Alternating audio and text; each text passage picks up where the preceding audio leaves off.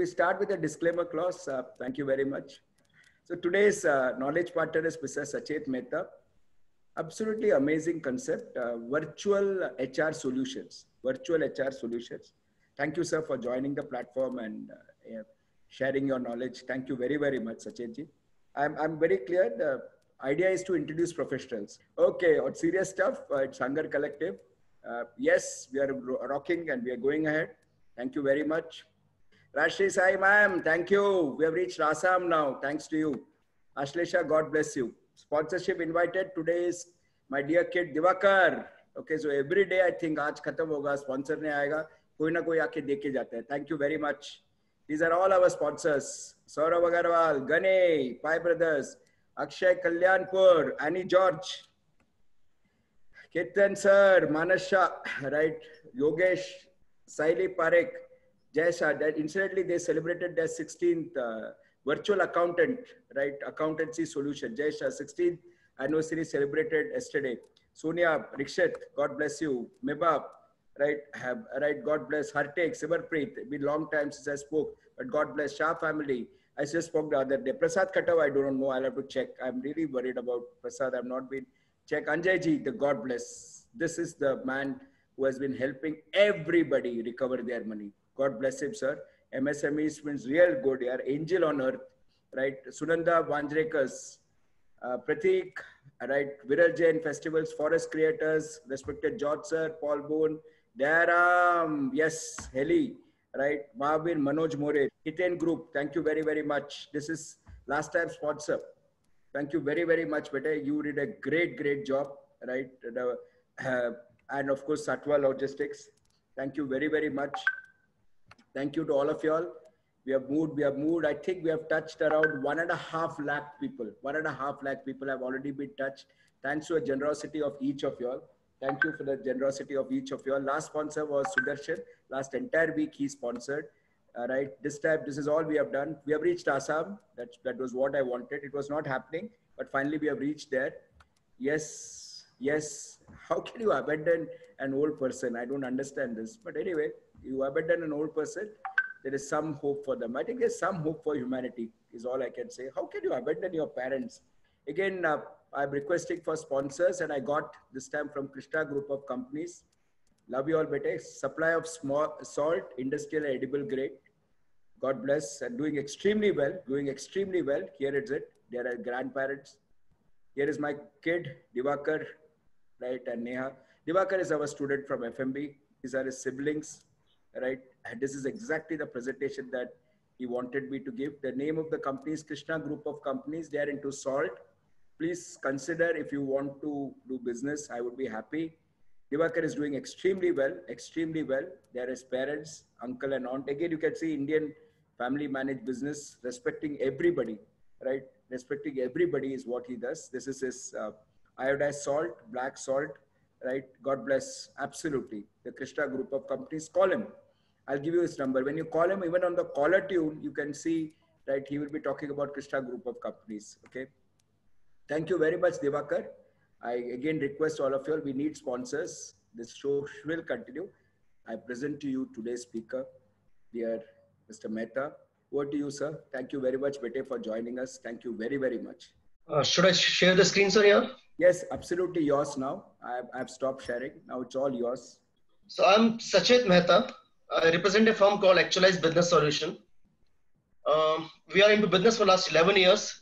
I founded this firm in 2010.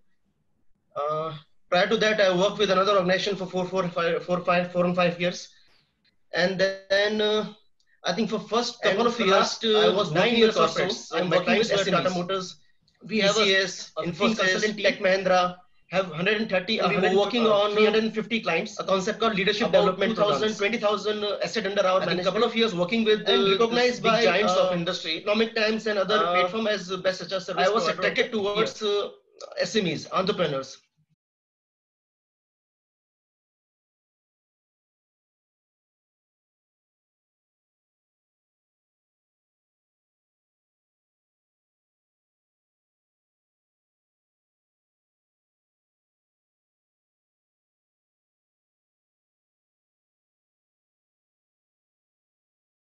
Last year, Dr. Velumani gave us and recognition in innovation in human asset management practices. I think let's get back straight to the point, and if we have time, I'll share more about us. Okay, so let's start it. हम पहले बात करते हैं कुछ myths की. तो पहला myth है HR को लेकर कि क्या ये HR है? Is human a resource? And when I say is human a resource, the challenge is the moment हम कहते हैं human as a resource, हम उसको resource का ही treatment देना चालू करते हैं. शेक्सपियर कह के गए थे, what's in a name? That which we call a rose by any other name would smell as sweet. Unfortunately, that's not true. नाम बनाने के लिए पूरी जिंदगी निकल जाती है और उसी नाम को हम इतने हल्के में नहीं ले सकते. So this is a traditional approach to HR. Human resource management is a function where organizations are designed to maximize employees' performance in service of their employees' strategic objective. तो HR का काम है, माना जाता है, ब्रिज की तरह काम करने का. ऐसा ब्रिज जो मैनेजमेंट को जो चाहिए वो टीम से निकलवा के देता है. जब हम एक रिसोर्स की तरह उसको देख रहे हैं तो हम क्या करना चाह रहे हैं, हम ये उसका मैक्सिमाइज करना चाह रहे हैं. लेट्स से एक एनालॉजी लेते हैं. आप लोग एक मोबाइल फोन लेते हो. अगर आप एक मोबाइल फोन लेते हो आज ही की तारीख में, मान लीजिए आईफोन 12, आई थिंक आईफोन 11 कौन सा नया मोबाइल आया है या प्रो शायद, वो लाख रुपए का मोबाइल आता है. आज आप लेते हो, उसको 3 दिन यूज करने लेते हो, पिछले मोबाइल से इस मोबाइल में सारा डाटा ट्रांसफर करते हो और 3 दिन हुए हैं और आपको एक मोबाइल और गिफ्ट मिलता है. सेम मोबाइल जो आपने खरीदा था 3 दिन पहले, अब आपके पास एक जैसे 2 मोबाइल हो जाते हैं. और मान लीजिए आपको एक ही मोबाइल की जरूरत है, दोनों में से एक ही आप रखने वाले हो, तो दूसरे मोबाइल को क्या करोगे जो नया लिया है? क्या आप उस मोबाइल को किसी और को गिफ्ट करोगे, उसको सेल करोगे, या इसको तिजोरी में रख के रखोगे कि आगे काम आएगा? I don't think so. हम में से कोई भी आदमी उसको तिजोरी में रखेगा कि आगे काम आएगा. Isn't it? वो इसलिए क्योंकि शायद अगर हम उसको साल भर बाद निकालते हैं तो उसकी वैल्यू डिग्रेड हो चुकी होगी. अगर हम रिसोर्स एक्वायर करते हैं तो हम उसको इमीडिएट कंजम्पशन के लिए ही एक्वायर करते हैं. Isn't it?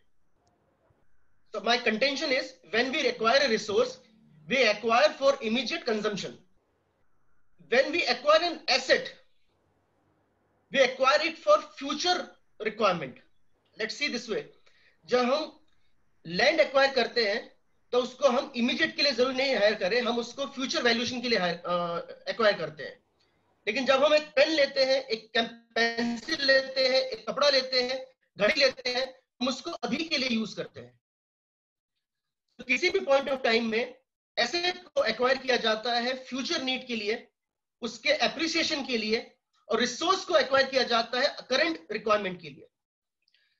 वही हम कंसर्न कह रहे हैं टीम के साथ. जब टीम को आप देख रहे हो एक एसेट की तरह, तब आप उसमें वो ट्रीटमेंट दे रहे हो जो आप एसेट को देते हो. और अगर आप उसको रिसोर्स की तरह एक्वायर कर रहे हो तो उसको वही ट्रीटमेंट दे रहे हो जो आप रिसोर्स को देते हो. Now let's say रिसोर्स को ट्रीटमेंट क्या दे रहे हो? आप रिसोर्स को मैक्सिमाइज करने की कोशिश करते हो. Isn't it? When I say resource को मैक्सिमाइज, मतलब उसका पूरा जूस निकालना. अगर हमने पेन लिया है, जब तक उसकी निब खत्म हो, उसका इंक खत्म नहीं हो जाता, we use it. फोन जब तक वो पुराना नहीं हो जाता, we use it. और जब वो पुराना हो जाता है, उसने अपना यूजफुल पीरियड खत्म कर दिया है, हम उसको डिस्कार्ड करते हैं और नया फोन लेते हैं. संतरा लेते हैं, उसका जूस निकालते हैं, जब उसका जूस खत्म हो जाता है हम उसको फेंक देते हैं. Isn't it? एक रिसोर्स, चाहे वो आपकी कार है, चाहे वो आपका पेन है, चाहे आपका मोबाइल फोन है, with the passage of time उसकी वैल्यू कम होने वाली है. Isn't it? और आपका एसेट, चाहे वो आपका गोल्ड लिया आपने, चाहे वो आपने लैंड ली है, with the passage of time the understanding is, जो नियत इज कि उसकी वैल्यू बढ़ने वाली है. तो एसेट की वैल्यू टाइम के साथ बढ़ती है, रिसोर्स की वैल्यू टाइम के साथ घटती है. अगर एसेट की वैल्यू टाइम के साथ बढ़ती है और रिसोर्स की वैल्यू टाइम के साथ घटती है, उस कंटेक्स्ट में आपकी टीम, आपके ह्यूमंस जो आपके साथ काम कर रहे हैं, आपके लोग, वो रिसोर्स हुए कि वो आपके एसेट्स हुए. जिस आदमी को आपने आज हायर किया है, साल भर बाद आप उसको ज्यादा पैसे देने वाले हो या कम देने वाले हो? 2 साल बाद उसको और ज्यादा या कम? So in a span of 5 years, you will be spending more on that individual. उसकी वैल्यू बढ़ रही है. अगर उसकी वैल्यू हर साल बढ़ रही है, तो हम किस तरीके से उसको रिसोर्स की तरह देख रहे हैं, वो हमारा एसेट ही हुआ. तो जो पहला मिथ हम ब्रेक करने की कोशिश कर रहे हैं वो ये है कि human is not actually resource, human is an asset. If human is an asset, the treatment can not be of resource, the treatment need to be an asset. Asset को ट्रीटमेंट क्या दिया जाता है, हम उसके आगे बात करते हैं. एक एनालॉजी के साथ अगर हम बात करें, लेट्स अंडरस्टैंड दिस. हमने गोल्ड माइन किया है जमीन से, वो उस टाइम इंप्योर था, वो समथिंग एक रॉक की शेप में आया था. सबसे पहला काम आप क्या करोगे उस गोल्ड के साथ, आप आइडेंटिफाई करने की कोशिश करोगे कि वो गोल्ड है या पीतल है या कुछ और मेटल है. वो फिल्टर आप लगाओगे. वंस आपको आइडेंटिफाइड हो गया कि ये गोल्ड है, फिर आप उसको प्योरीफाई करोगे, आप उसको डेवलप करोगे. जब वो डेवलप हो जाता है, 100% प्योर हो जाता है, 24 कैरेट बन जाता है, फिर आप उसको प्रोटेक्ट करोगे, और जब टाइम आएगा आप उसको रिलीज करोगे. Isn't it?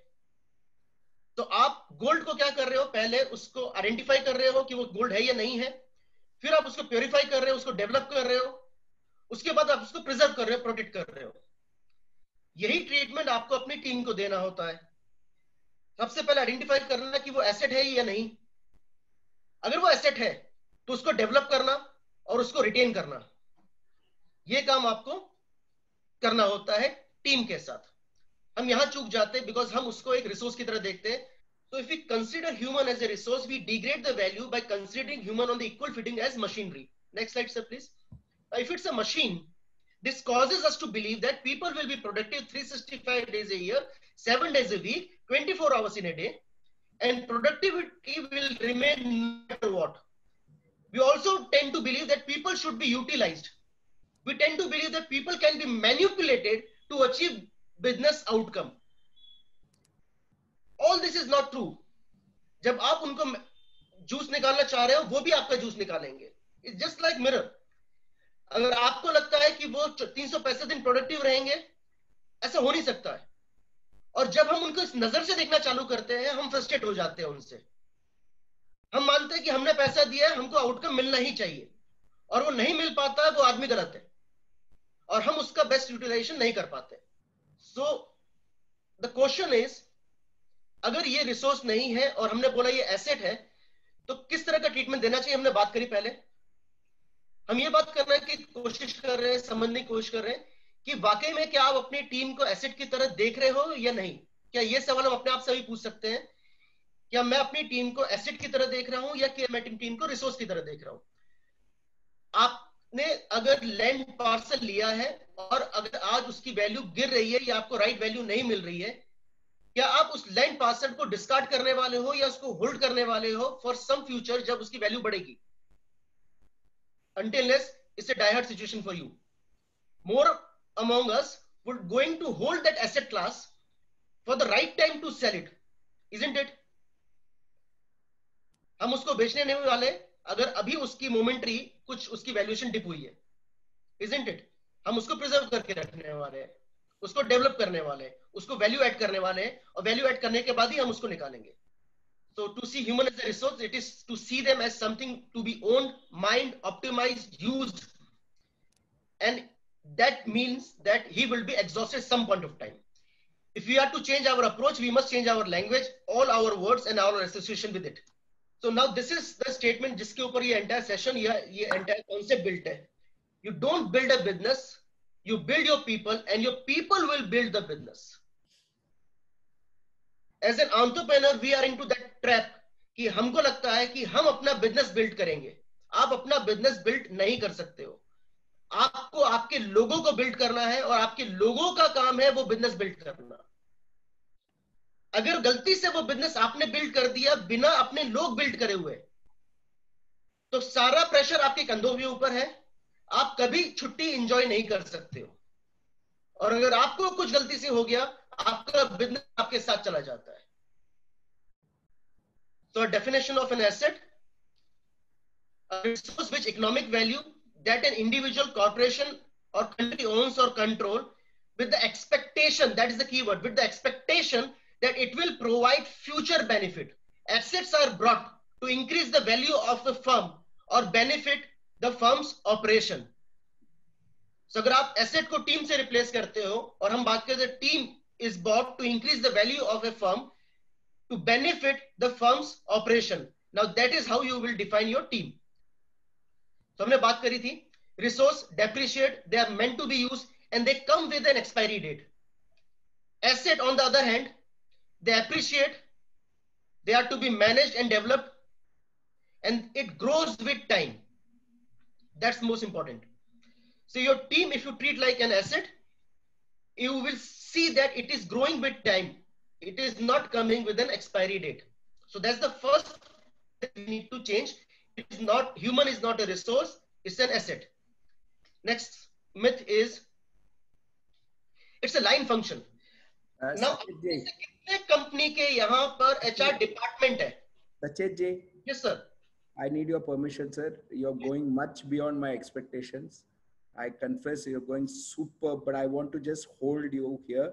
And I'm going for a feedback now straight. Because as I said, I have not heard you speak. मुझे अच्छा लगा phone पे बात करके, and I felt you were different. And this is going amazing. So this cannot be done in one session. और मुझे ऐसा एक idea आ गया. I'm taking a poll now, sir, with your permission. Can I have a feedback for Sachet ji at this stage? I know it's too early, but as I said, he's non-SP Jain and I'm meeting him for the first time. Great. Amazing session. Fantastic.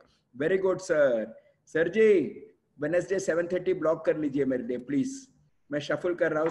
I will tell the other speaker, मेरा ही दोस्त है. मैं उनको request करूँगा. आप आराम से कीजिए, sir. बहुत मजा आ रहा है मेरे बच्चों को. And awesome. This is Dr. Rajesh Shivhari ji who's saying awesome. So I'm again going back here. I'm so happy I got some great speaker for my class. I love it. And now I'm again going back. Myth number 2. So myth number 2 is it's a line function. तो आप में से कितने लोगों के यहाँ पर HR department है? मेरा विश्वास है उसको डिसॉल्व कर देना चाहिए. Now let's understand this. Sales is a line function. Production is a line function.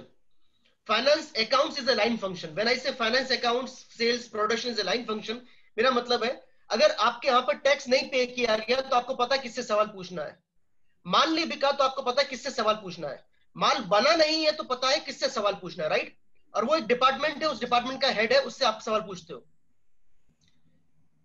अगर आपके यहाँ पर टीम परफॉर्म नहीं कर रही, आप सवाल एचआर से पूछने वाले हो क्या?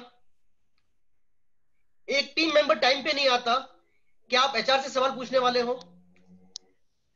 अगर आदमी छोड़ के जा रहा है बिना बताए तो क्या एचआर को सवाल पूछने वाले हो? आप उसके मैनेजर को, आप उसके लीडर को सवाल पूछते हो, इजंट इट? तो रिक्रूटमेंट की जिम्मेदारी एचआर की है ऐसा हमको लगता है, लेकिन एक्चुअल में रिक्रूटमेंट की नीड मैनेजर ने अरेज की है, मैनेजमेंट ने एक्सेप्ट करी है, इजंट इट? एचआर सिर्फ कोऑर्डिनेट कर रहा है. किसको हायर करना है ये डिसीजन भी एचआर नहीं ले रहा है, वो उसका मैनेजर ले रहा है या मैनेजमेंट ले रहा है.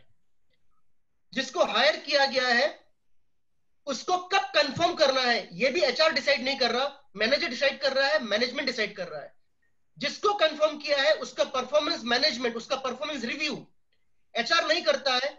उसको प्रमोशन देना है, डिमोशन देना है, ये मैनेजमेंट या उसका मैनेजर डिसाइड करता है. किसको निकाल देना है ये भी एचआर डिसाइड नहीं कर रहा, ये मैनेजमेंट या मैनेजर डिसाइड कर रहा है. तो फिर एचआर कर क्या रहा है? अगर इनमें से किसी भी काम की जिम्मेदारी एचआर की नहीं है तो वो पूरा डिपार्टमेंट एक्चुअली कर क्या रहा है? बिकॉज सेल्स नहीं हो रहा तो मुझे पता है किसकी गर्दन कटेगी, प्रोडक्शन नहीं हो रहा तो किसकी गर्दन कटेगी, isn't it?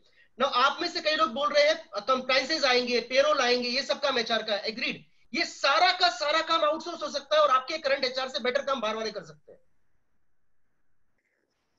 Compliances can be outsourced, payroll could be outsourced, और आपके एचआर से सस्ता और बेहतर काम ये बाहर से होगा. लेकिन पकना ये है कि जब हम उसको अकाउंट से कंपेयर कर रहे हैं, आउटसोर्स अकाउंट हो सकता है लेकिन it is still a line function. ये किसी स्पेशलाइज्ड आदमी का काम है, जबकि एचआर किसी एक स्पेशलिस्ट आदमी का काम नहीं है. एचआर की टीम बनती है, डिपार्टमेंट नहीं बनता है. उस टीम में उसका मैनेजर होना जरूरी है. किसका? जो आपके बाकी लाइन मैनेजर्स है। अगर आपके एचओडीज, आपके लाइन मैनेजर्स एचआर टीम के पार्ट नहीं है, वो एचआर को अपने से अलग देखते हैं, तो आपके यहाँ पर एचआर का कोई भी काम हो नहीं पाएगा। से फॉर एग्जांपल हमको पीएमएस करना है, परफॉर्मेंस मैनेजमेंट करना है, परफॉर्मेंस रिव्यू करना है। परफॉर्मेंस रिव्यू का फॉर्म एचआर सबमिट करेगा, आगे बढ़ाएगा, रादर नॉट सबमिट करेगा लाइन मैनेजर्स को। लाइन मैनेजर वो फॉर्म को भरते नहीं है ढंग से, एचआर से रोना रोता रहता है कि मेरे यहां पर मेरे को सपोर्ट नहीं मिल रहा। Isn't it? एचआर को इंडक्शन करना है, जो मैनेजर है वो इंडक्शन के दिन छुट्टी पर है या किसी काम में बैठा है। बहुत सारी कंपनी में ऐसा होता है कि टीम आती है हायर होकर, पहले 90 दिन उनके पास काम ही नहीं होता। Isn't it?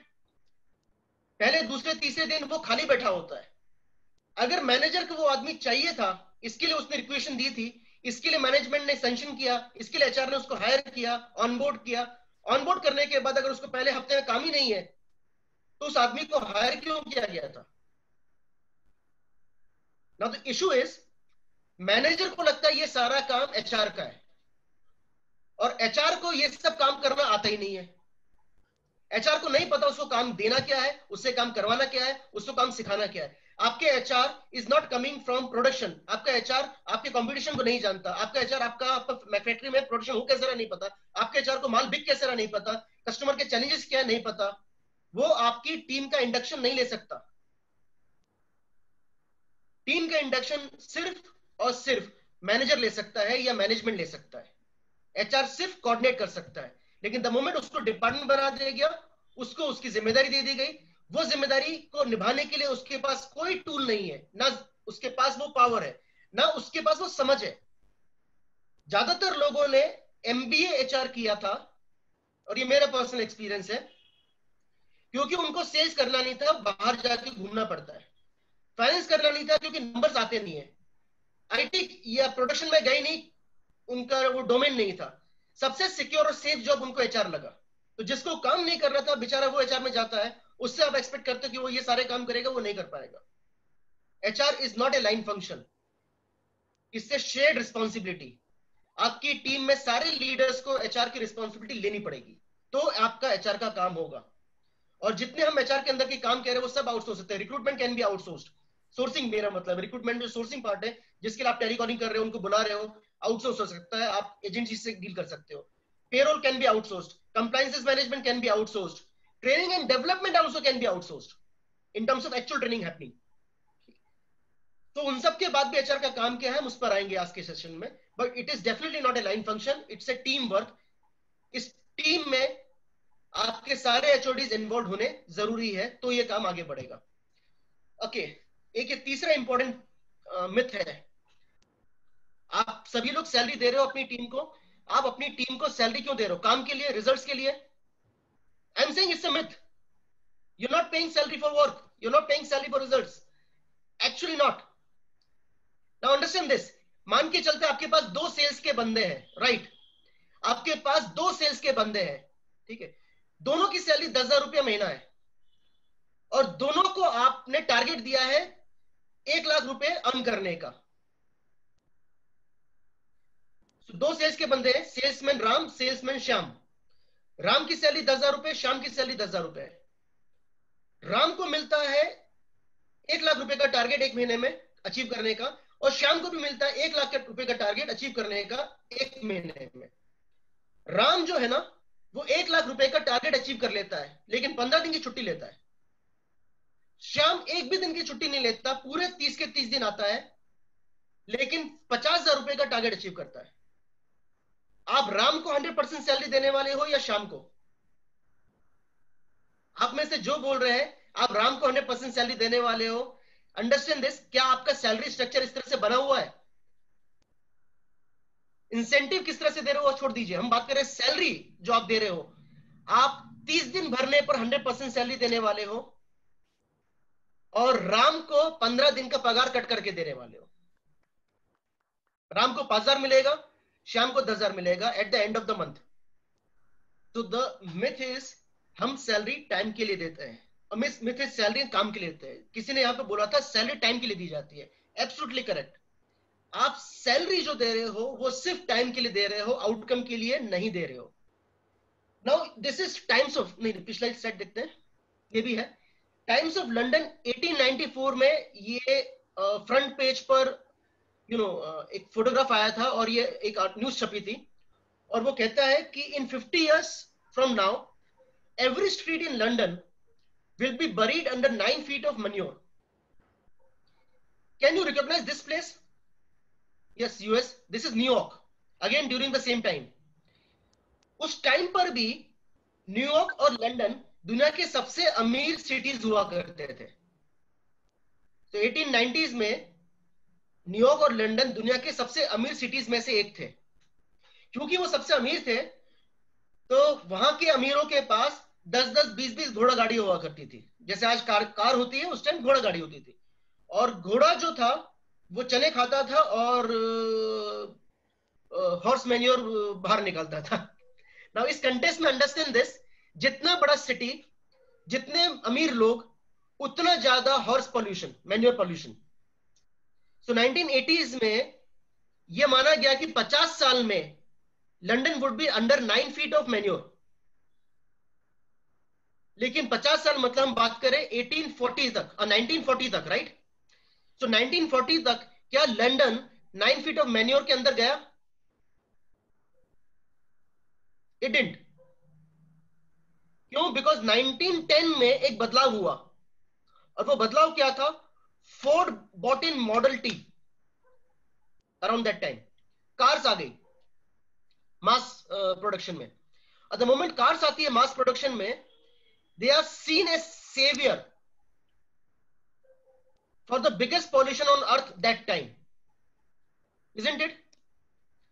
The problem थी pollution from the horse manure. Methane was the problem, smell was the problem. Solution आया, cars running on fossil fuel.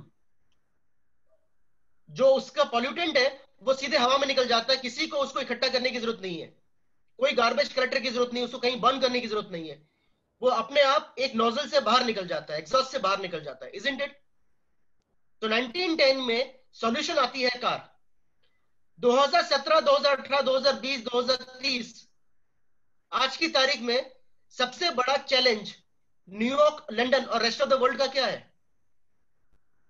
1910 में जो सॉल्यूशन था 2020 का वो प्रॉब्लम है।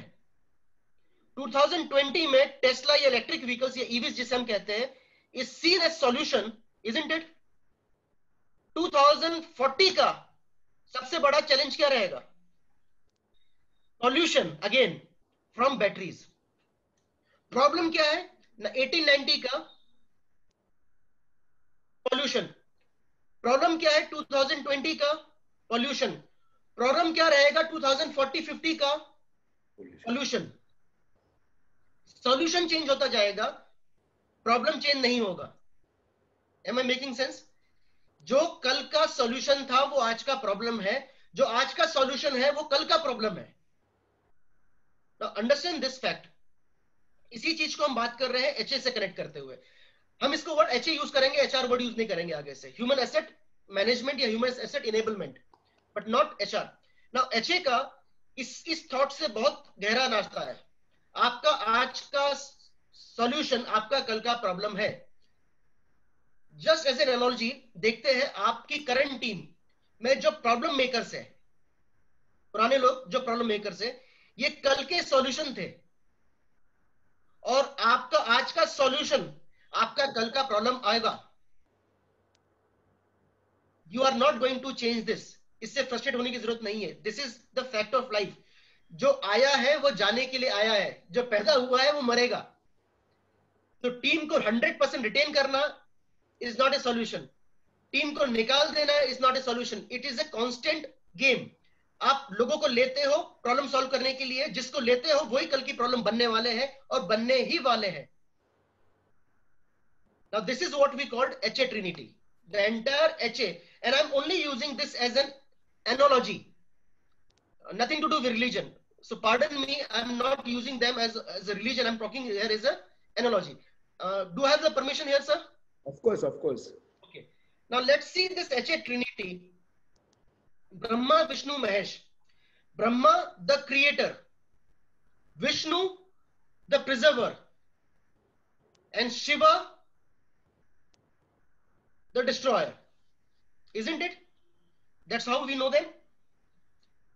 Now, what does Brahma create? What does Vishnu preserve? And what does Shiva destroys? I'll get into that, but let's understand. पहला part है Brahma, which is talent acquisition. दूसरा part है Vishnu, which is talent development and retention. And तीसरा part है Shiva, which is succession planning and exit plan. यहां तक हम analogy correct कर पा रहे हैं? Brahma, Vishnu, Mahesh, acquisition, development, retention and exit. तो मेरा मानना है एचए में ये तीन काम है: acquisition, development, retention and exit. इन तीनों में से किसी भी एक जगह पर आपका ध्यान हटा, वहां पर दुर्घटना आपकी घटेगी. तो आप में से कोई ऐसा है जिसने एक्विजिशन पे और डेवलपमेंट एंड रिटेंशन पे काम किया और एग्जिट पे काम नहीं किया? अच्छा, एक अच्छा एग्जांपल यहां पे लेंगे टाटास. टाटास के केस में there is over retention. They don't have an attrition challenge, they have a retention challenge. You have their guards, security guards at a pay scale of say 45,000 to 50,000 a month. तो अगर आपका security guard 50,000 रुपए महीना कमा रहा है, आप value कैसे ऐड करने वाले हो?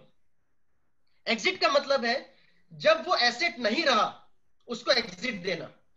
एक्विजिशन का मतलब है एसेट को एक्वायर करना, एसेट को डेवलप और रिटेन करना, और जब वो एसेट नहीं रहा उसको लेट गो करना. अब मैं क्या कह रहा हूं, human as an asset, but asset नहीं रहा तो लेट गो करना. ये क्या कहते हैं इसको हम लोग, ये विरोधाभास है, लेकिन ये विरोधाभास नहीं है. Understand this. जब हम गोल्ड माइन करते हैं, उसको टेस्ट करते हैं कि ये गोल्ड है या नहीं है. अगर वो गोल्ड है, उसको प्योरीफाई किया, 24 कैरेट में कन्वर्ट किया और उसको तिजोरी में रख दिया, और 1000 साल बाद तिजोरी खुली, उसके अंदर अभी भी 24 कैरेट गोल्ड मिलेगा. Isn't it? बट ह्यूमन ऐसा नहीं है, आदमी ऐसा नहीं है. आदमी बदलता है, वो शेप शिफ्टर है. ठीक है, वो बदल जाता है.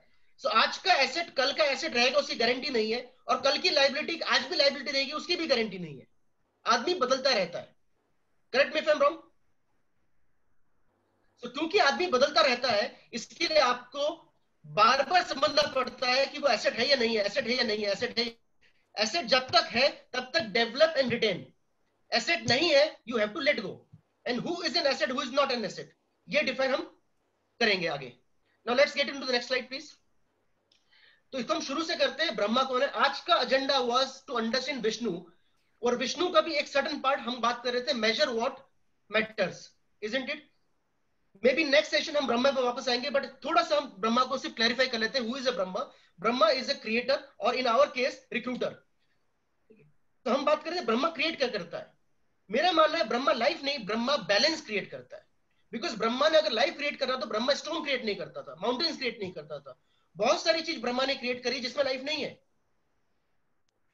तो स्टोन भी है, माउंटेन भी है, हवा भी है, पानी भी है, आदमी भी है, जानवर भी है, जंतु भी है, जीव भी है. ब्रह्मा ने सब क्रिएट किया, लेकिन ब्रह्मा ने कुछ भी ऐसा क्रिएट नहीं किया जिसकी जरूरत नहीं थी. Brahma created everything which was required. Are we on the same page? Nothing is in this nature which doesn't have a purpose. Everything in this nature created by Brahma has a purpose to solve. Are we sorted on this place? Right. Next, अगर हम देखते हैं ब्रह्मा को, ब्रह्मा के 4 sir है, 4 हाथ है. ब्रह्मा के पास एक हाथ में कमंडल है, एक हाथ में वेद है, एक हाथ में माला है, और एक हाथ में तथास्तु है. Have you noticed? ब्रह्मा अकेले को बूढ़ा दिखाया गया है, बाकी किसी भी भगवान को, किसी भी देव को बूढ़ा नहीं दिखाया गया है. Brahma is the only old god. Shiva is never shown or depicted as old person. Hanuman is never shown as depicted as old person. Vishnu is never shown and depicted as an old person. Indra, anybody else. सिर्फ ब्रह्मा बूढ़ा दिखाए गए हैं. क्यों? ब्रह्मा की सफेद दाढ़ी है, ब्रह्मा के हाथ में वेद है, कमंडल है, माला है.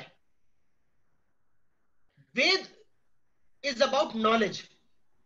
A recruiter need to know everything which is available, which is required for him to hire the right person.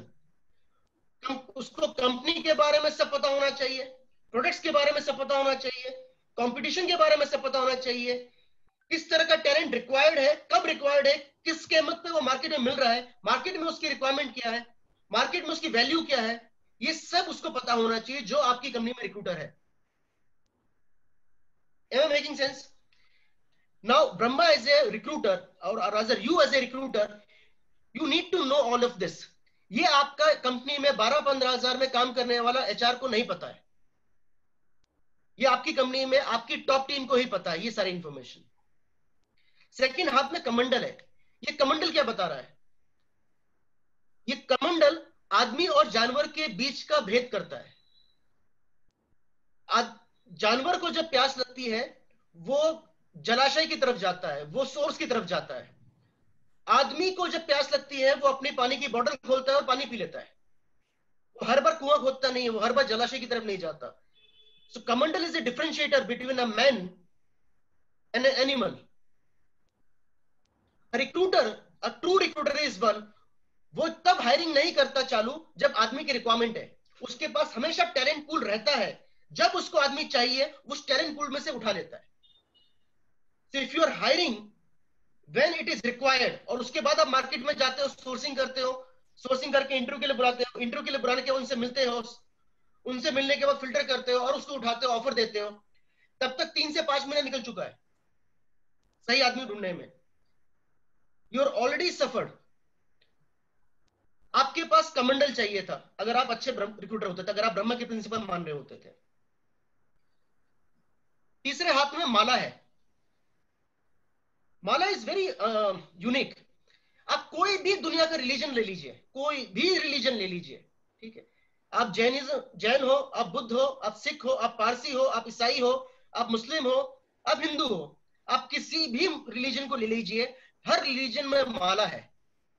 कमंडल हर रिलीजन में नहीं है, वेद हर रिलीजन में नहीं है, लेकिन माला का इंपॉर्टेंस हर रिलीजन में है. Have you ever notice that? Isn't it? Now let's see what does it mala mean. माला का मतलब है आप जहां से शुरू करते हो वहीं खत्म करते हो, right? It's a continuous process. Recruitment is a never ending process. A recruiter is always recruiting. जो हम पहले कमंडल कंटेस्ट से बात कर रहे थे वही हम इसी कंटेस्ट में बात कर रहे हैं. It is a never ending process. आप आदमी को हायर करते हो, उसके बाद आप बैठ नहीं जाते हो, आप उसका रिप्लेसमेंट भी हायर उसकी हायरिंग के साथ चालू कर देते हो.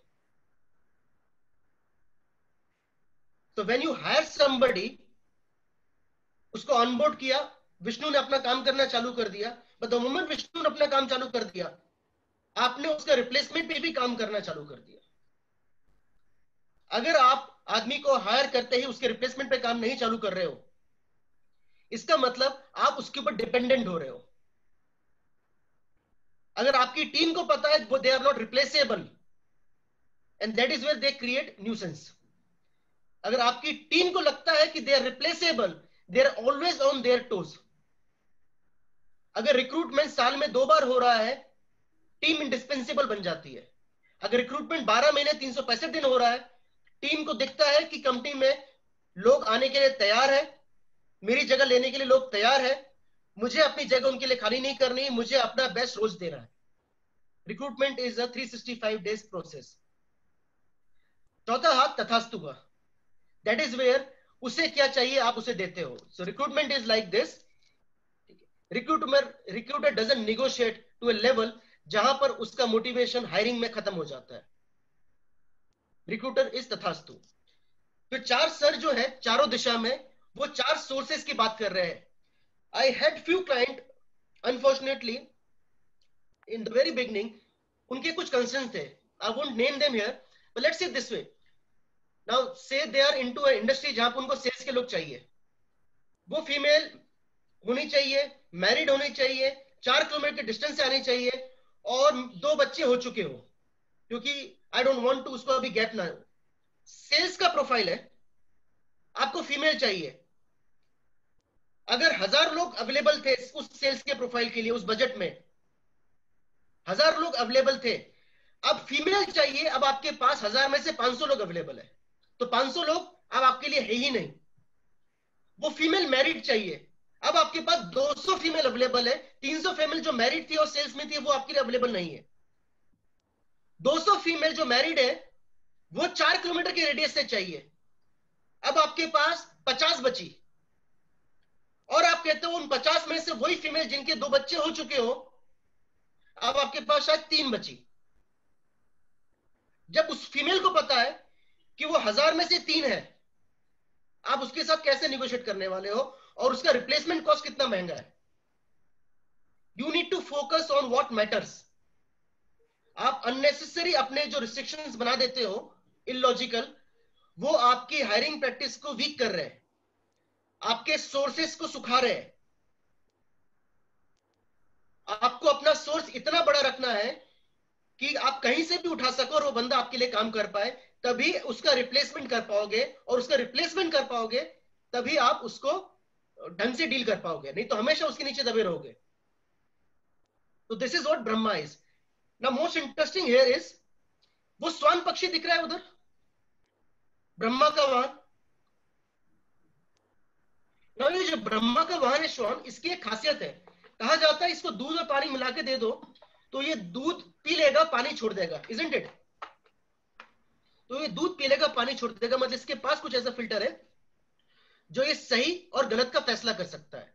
उसी तरह का फिल्टर रिक्रूटर के पास चाहिए, एक असेसमेंट सेंटर जो सही और गलत का फैसला कर सके कि कौन सा कैंडिडेट उसके लिए सही है, कौन सा कैंडिडेट उसके लिए सही नहीं है। अंडरस्टैंड, ये फैसला करने के लिए ब्रह्मा एक स्वान के ऊपर निर्भर है, वो अपनी क्षमता से नहीं कर रहे। अगर आप बिना असेसमेंट सेंटर के इंटरव्यू में बैठे हो तो आपका बायस आ रहा है उसको जज करने में, और आपका बायस है, आप जब जज करते हो आपका बायस है। मैं कैसे स्टेब्लिश करता हूं कि आप बायस्ड हो किसी को जज करने में और आप सही फैसला नहीं ले रहे हो? वो कंटेस्ट इधर से आ रहा है। Let's see this way, there was this research done in this in United States. वहां पर वार्ड वाइज स्कूल्स होते हैं, मतलब if you are in certain segment, certain section, तो आप जनरली उसी सेक्शन में जो स्कूल है उसमें आपका एडमिशन होगा पहले प्रायोरिटी वाइज, और आप बाकी में जगह पे बाद में जाते हो अगर वहां पे एडमिशन नहीं हुआ। मतलब आप you can not choose any school which you want to get admission. आप प्राइवेट स्कूल की बात नहीं कर रहे, जो पब्लिक स्कूल उनकी बात कर रहा हूं। तो आप उसके एक सर्टेन किलोमीटर के रेडियस में होते हो तो आपको वहां पर एडमिशन मिलता है। तो उस तरह से वहां पर एक सिस्टम है, और एक असेसमेंट वहां पर हुआ था वहां की फैकल्टी का। तो एक सर्टेन वार्ड में वो जाते हैं, उस स्कूल में 10 फैकल्टी को फीडबैक लिया जाता है उनके बच्चों से, और उनको बोला जाता है बच्चों को कि अपनी 10 फैकल्टी को रेट करो कि कौन सबसे अच्छा है, कौन सबसे खराब। ये वो बच्चे जो साल भर उस फैकल्टी के साथ पढ़े हैं, साल भर उस फैकल्टी के साथ पढ़ने के बाद उन्होंने रेटिंग दी कि कौन सा टीचर अच्छा है, कौन सा टीचर खराब, ऐसे करके आउट ऑफ 10 उन्होंने रेटिंग करी।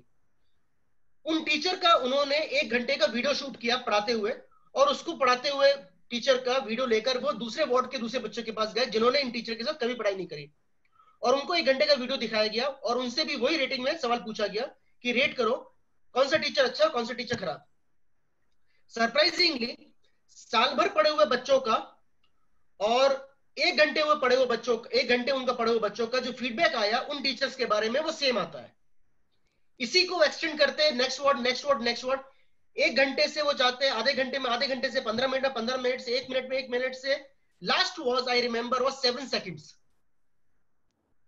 तो 7 second to evaluate a teacher, और 7 सेकंड का भी जो फीडबैक आता है आउट ऑफ 10 सारे टीचर्स का, वो और मोर लेस सेम आता है सभी का। इसका मतलब सीक्वेंस वगैरह हम जाते हैं, सबसे अच्छा टीचर साल भर वालों के लिए भी, 1 घंटे वाले के लिए भी, और 7 सेकंड वालों के लिए भी एक ही था। एक बच्चा एक टीचर को 7 सेकंड में कैसे इवैल्यूएट कर रहा है? एक बच्चा एक टीचर को 7 सेकंड में कैसे इवैल्यूएट कर रहा है? वो उसने उसकी पढ़ाई नहीं समझी, उसने पूरा कम्युनिकेशन नहीं सीखा, वो कुछ एक दिमाग में धारणा बनाता है, उससे जज कर रहा है। There is something else which is working. The agenda is this, the idea is this. आप जब इंटरव्यू लेते हो किसी बंदे का, 7 सेकंड में उसको जज कर ले रहे हो वो बंदा आपके काम का है या नहीं काम का है। आप इंटरव्यू अगला 15 मिनट चलाते हो, 2 घंटा चलाते हो, 3 बार मिलते हो, आप सिर्फ जो इंप्रेशन आपने 7 सेकंड में बनाया है ना, उसको एवेल्यूएट कर रहे हो, उस बंदे को एवेल्यूएट नहीं कर रहे हो। जजमेंट आप 7 सेकंड में ले चुके हो, यू आर ओनली वैलिडेटिंग वो जजमेंट सही है कि गलत। बंदे को वैलिडेट नहीं कर रहे हो, अपने जजमेंट को वैलिडेट कर रहे हो। मोरलेस अगर आपने उसको सेलेक्ट किया है 7 सेकंड में, आपके सवाल उसको सेलेक्ट करने की तरफ चले जाएंगे। यू विल आस्क क्वेश्चन जिसके आंसर से आप उसको सेलेक्ट करो। 7 सेकंड में अगर आपने उसको रिजेक्ट कर दिया है तो आप वो सवाल पूछोगे जिसके जवाब से आप उसको रिजेक्ट करना चाहते हो। Am I making sense here?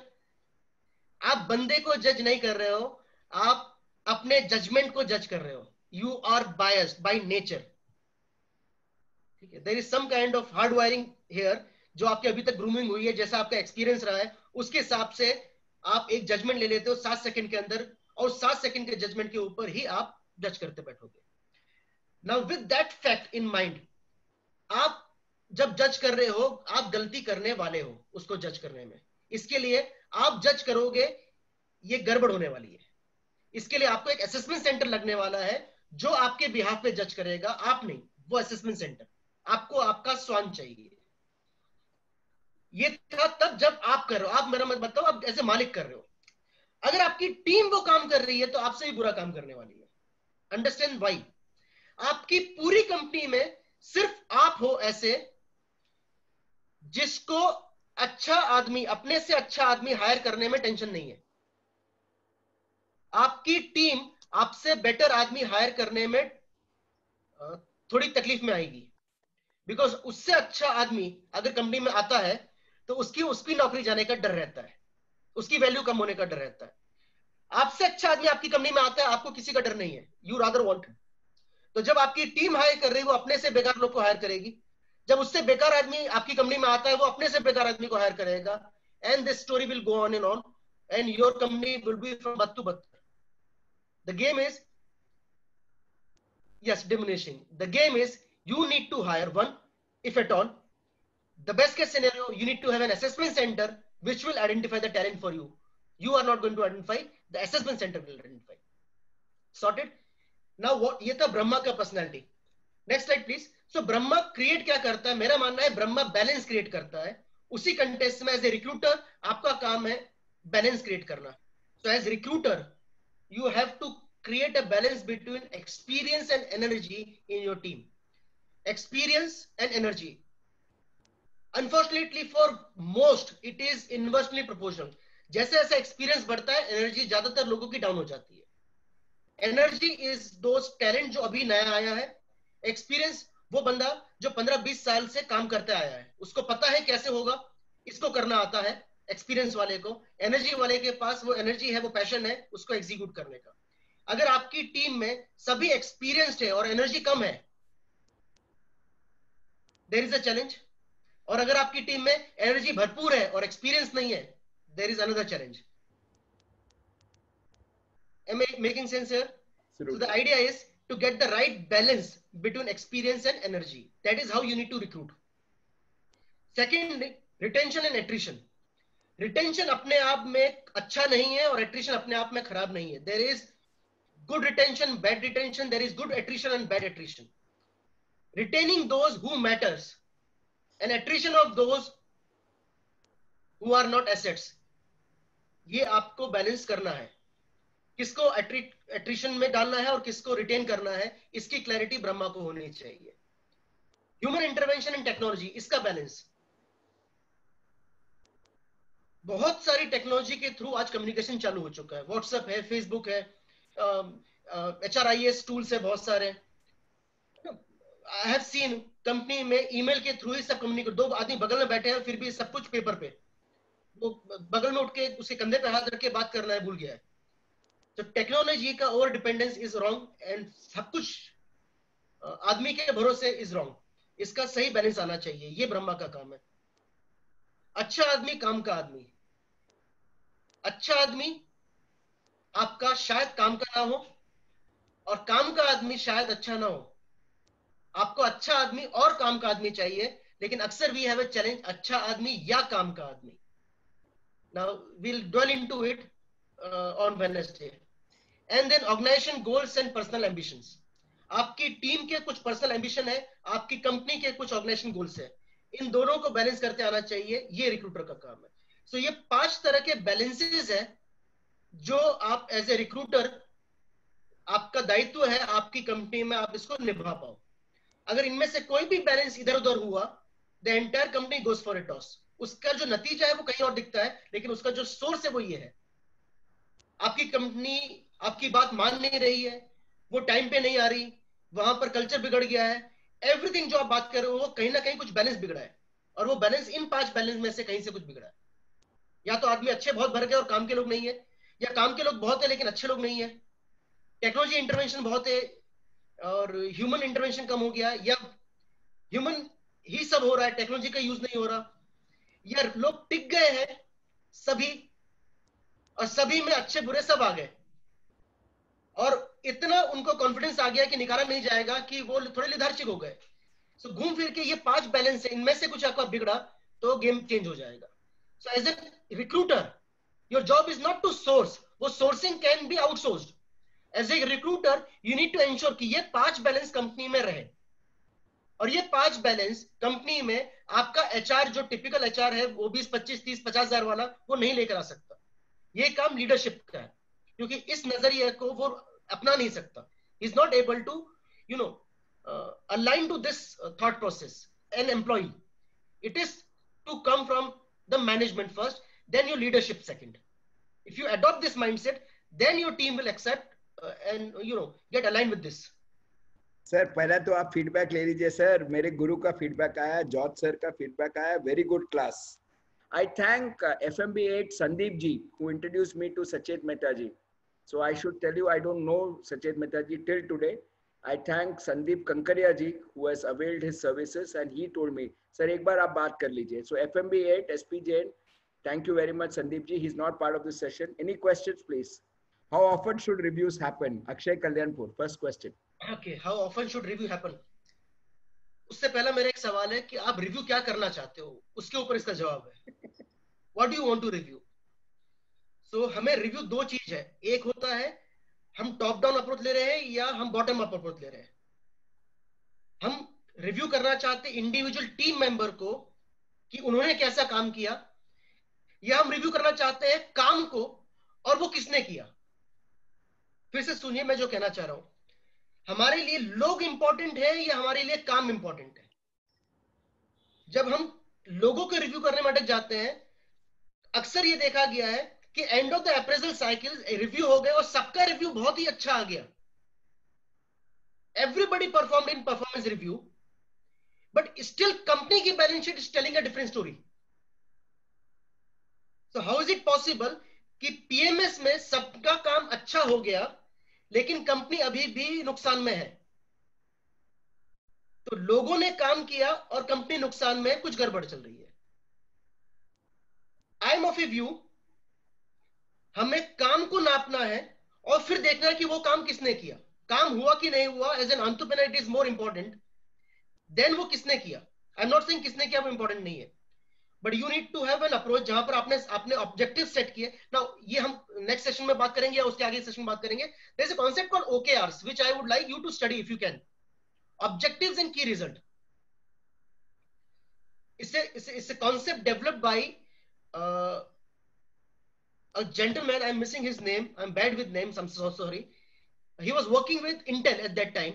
He was again a professor, a management guru, educator, and he was still working with Intel. And Intel में उसने OKR करके concept निकाला था, which was based on Philip Kotler's management by objectives. John Doerr, yes. John Doerr करके बता रहे हैं, John Doerr. Right. So John Doerr का ये concept था OKR का, जो आगे नहीं, John Doerr का concept नहीं था, John Doerr ने इसको populate किया. The concept was for somebody else. तो जॉन डॉयर ने वो कॉन्सेप्ट अपने बॉस से सीखा जो इंटेल में थे, वहां से कॉन्सेप्ट वो लेकर गए गूगल के पास। सो इन 90s गूगल में OKR बिठाया गया और आज तक गूगल OKR ही इंप्लीमेंट कर रहा है। 60 लोगों की कंपनी से 8,000 लोगों की कंपनी तक एक सिंगल सिस्टम उनका PMS का चल रहा है, which is OKR। LinkedIn is using OKRs, Tesla uses OKRs, around Fortune 500 में से Fortune 200 companies uses OKRs। It's a very simple concept. आपने ऑब्जेक्टिव सेट किया, Andy Grove, yes that is the name. So आपने objective set किया, और objective set किया, objective को आपने सेट करने के बाद उसको कैसे अचीव किया जाएगा, उसके की रिजल्ट्स आइडेंटिफाई किए. You have an objective, then you have key results. Say for example हम बात करते हैं इंडिया के इंडिपेंडेंस से लेते हैं, तो ऑब्जेक्टिव है हर किसी को अपना जीवन जीने का अधिकार होना चाहिए अपने तरीके से. So objective is not independence. Objective is कि I should have right for self determination. मैं अपना धर्म अपने हिसाब से निभाऊं, मैं अपने हिसाब से जीऊं, मैं अपना घर अपना रहे. So objective is much bigger. वो अचीव करने के लिए one of the care is we need to have independence. If we don't have independence, we will not be able to remain humans. So objective, which is what, care, which is how, and then with each care आपने नाम set करके रखा है ये किसको करना है. ठीक है, who is responsible for these cares. जैसे जैसे वो केयर अचीव हो जाएंगे वैसे वैसे ऑब्जेक्टिव अचीव हो जाएगा. हम इसको डिटेल में बात करेंगे, इसमें इतना बोरिंग नहीं है जितना बोरिंग बता रहा हूं. It's a very interesting and very simple concept. But the point is this, आप प्रॉब्लम से सॉल्यूशन की तरफ जाते हो, आप काम को नापते हो और उसको लोगों से लिंक करते हो, और आप काम को नापते हो परफॉर्मेंस मैनेजमेंट में. दूसरा हो गया आपने केपीआईज आइडेंटिफाई किए हैं और आप केपीआईज को नाप रहे हो क्वार्टरली, वीकली. अपना सवाल था कि कैसे कैसे नापना चाहिए. मेरा अजम्पशन था आप काम को नहीं नाप रहे हो, आप लोगों को नाप रहे हो. और अगर आप लोगों को नाप रहे हो तो आपको कितने तक लोगों को नापना है या कैसे ड्यूरेशन में नापना है. लेट्स सी दिस वे, अगर आप एक फॉर्च्यून 500 कंपनी हो और आप सीईओ की परफॉर्मेंस नापना चाहते हो, क्या आप उसको डेली नाप सकते हो? क्या आप उसको वीकली नाप सकते हो? क्या आप उसको मंथली नाप सकते हो? For a Fortune 500 company CEO को आप साल में एक बार नापोगे, राइट? उसी फॉर्च्यून 500 कंपनी के ऑफिस बॉय को शायद आप वीकली या डेली नापोगे. उसी फॉर्च्यून 500 कंपनी के मैनेजर को आप क्वार्टरली नापोगे. सो हम बात क्या कर रहे हैं, आप जिसको नापना चाहते हो उसकी मैच्योरिटी के साथ से सिस्टम बिठाते हो. सभी को क्वार्टरली नहीं नापा जा सकता, सभी को मंथली नहीं नापा जा सकता, सभी को एनुअली नहीं नापा जाना चाहिए. अगर आप सीईओ की बात कर रहे हो तो आपको उसको ईयरली नापना है. अगर आप सेल्स हेड की बात कर रहे हो आप उसको मंथली नाप सकते हो. अगर आप अकाउंटेंट की बात कर रहे हो, एचए की बात कर रहे हो, आप उसको शायद क्वार्टरली या हाफली नापोगे. Am I making sense? तो जिसको नाप रहे हो उससे इसका जवाब आएगा कि इसको वीकली होना चाहिए, मंथली होना चाहिए. You can not have the same rule for all across the company. ये हो गया ड्यूरेशन पर. नापना क्या है वो एक अलग सवाल है, केपीआईज कैसे सेट करने वो अलग सवाल है. ठीक है, आपके यहां पर एवरेज पर प्रोफाइल कितने केआर है और उसके कितने केपीआईज होते हैं? Can you just give me some numbers? 5 KPIs. Let's see an accountant. Just an analogy. As an accountant, कितने KPIs हो सकते हैं? एक अकाउंटेंट की KPIs क्या क्या हो सकते हैं? क्या क्या काम है अकाउंटेंट का? हम क्या क्या नापना चाहेंगे? अकाउंटेंट ने काम अच्छा किया या काम खराब किया, हमसे एनुअली नाप रहे हैं फॉर एग्जाम्पल, तो हम साल में जब नाप रहे हैं उस अकाउंटेंट को, तो हम किस पैरामीटर पर उसको नापेंगे कि इसने काम अच्छा किया कि खराब किया? कितने KPIs होने चाहिए? Job description is input and KPI is output. When I say output मतलब और when I say input मतलब, क्या करना है वो है इनपुट, क्यों करना है वो है आउटपुट. ठीक है, एंट्रीज एक्यूरेट करना, जीएसटी रिटर्न फाइल करना, ईज ऑफ जॉब डन, ये इनपुट है, ये आउटपुट नहीं है.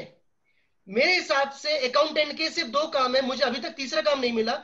आप करेक्ट में अगर मुझे कुछ एक तीसरा काम बता सकते हो तो. अकाउंटेंट का पहला आउटपुट उसको डिलीवर करना है 0 fine, 0 penalty and 0 increase in interest rate.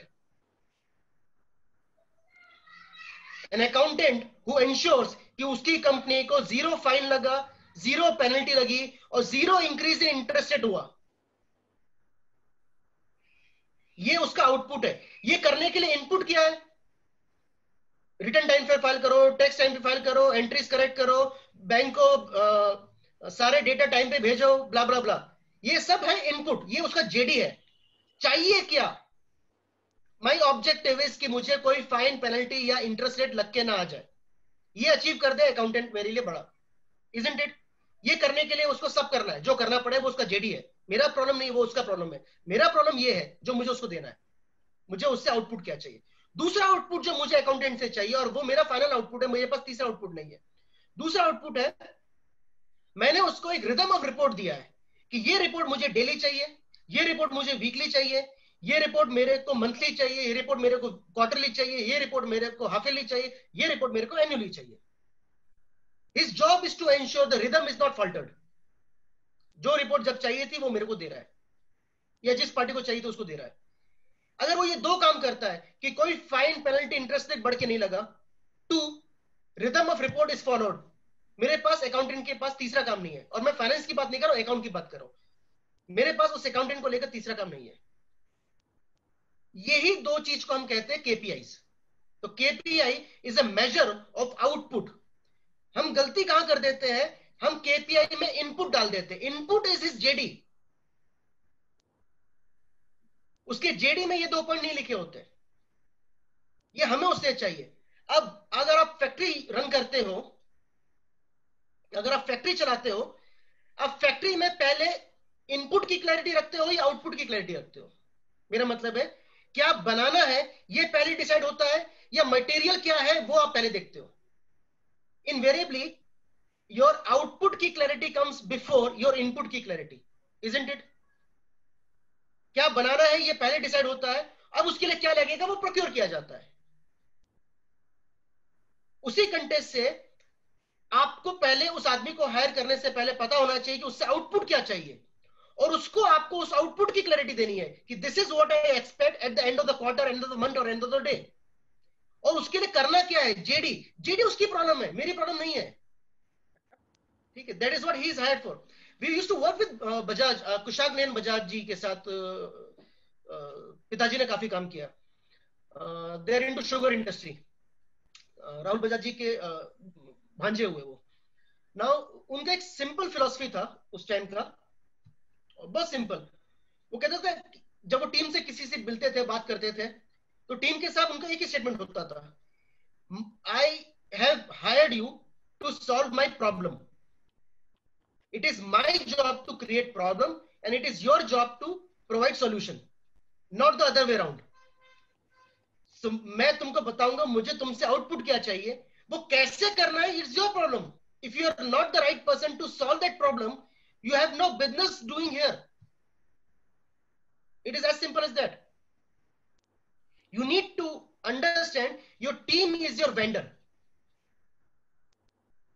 अगर आप अभी किसी क्लाइंट के वेंडर हो और उस क्लाइंट के साथ पिछले 15 साल से काम कर रहे हो, 16वें साल उसने अगर आपको रिप्लेस कर दिया, तो वो गलती क्लाइंट की है या वो गलती आपकी है? अगर किसी क्लाइंट के साथ 15 साल काम किया है और 15वें साल में 16वें साल अगर आपका कंपटीशन उधर आपकी जगह ले लेता है, तो क्लाइंट ने आपके साथ गलत किया, ये आप कम पड़ गए। मेरा मानना है आप मानोगे कि आप कम पड़ गए। क्लाइंट ने तो वो किया जो उसके लिए फायदे में था, he was supposed to do that, isn't it? उसी कंटेस्ट में अगर एक टीम मेंबर 15 साल आपके साथ काम कर रहा है और अभी आप उसको रिप्लेस करते हो, तो आपको बुरा लग जाता है, बिकॉज आप उसके इनपुट की जिम्मेदारी लेने लग गए थे। आपको सिर्फ आउटपुट के ऊपर ध्यान रखना है। As long as he is delivering the output, he is an asset for you. He is not delivering the output, he need to, you know, buckle up. As a vendor, it is his responsibility to remain relevant for his client. ये message आपको आपकी team तक लेके जाना होगा। It is your team's responsibility to remain relevant for you. और इसके लिए आपको उनको बहुत स्पेसिफिकली क्लियरली बताना पड़ता है, दिस इज योर केपीआई, मुझे तुमसे ये एक्सपेक्टेशन है, और वो 1, 2, मैक्स टू मैक्स 3 होने चाहिए, उसके ऊपर नहीं। द मोमेंट वो 4, 5, 6 है, आप डाइल्यूट कर दोगे कॉन्सेप्ट को। अगर उसको मैंने अकाउंटिंग को 2 ही काम दिए, सिर्फ 2, एक कोई फाइन पेनल्टी इंटरेस्ट ना लगे। दूसरा, जो रिपोर्ट जब चाहिए तब दे दे। एक भी काम नहीं किया तो उसका 50% काम नहीं हुआ, 50% फेल हो गया, ही इज आउट। लेकिन अगर मैंने उसको 6 काम दे दिए हैं और उसमें से जैसे सेल्स का बंदा है, उसको आपने 6 काम दे दिए और एक काम था सेल्स कर, बाकी 5 काम कुछ और थे, उसने 5 काम कर दिए लेकिन एक काम नहीं किया सेल्स, वो आपके किसी काम का नहीं है। लेकिन वो आपको बोलता है सिर्फ 5 काम तो किए ना मैंने, एक ही काम तो नहीं किया, उस एक काम के लिए रो रहे हो।